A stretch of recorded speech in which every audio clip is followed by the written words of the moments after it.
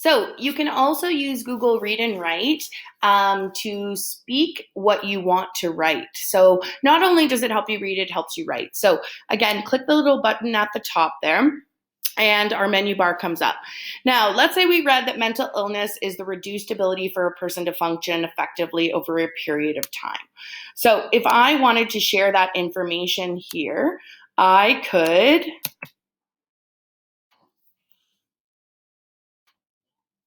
make sure my bar's up. Oops.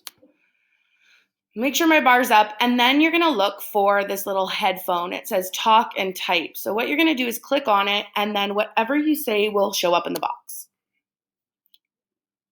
Mental illness is your reduced ability to function over a prolonged period of time.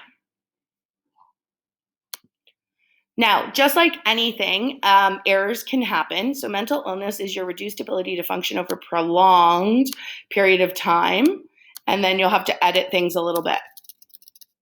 When it comes to filling in pieces like this, sometimes people feel more comfortable typing, and sometimes our typing skills aren't as strong. And so using this little app here and the talk to type, it allows you to get all of the information you want into your sections.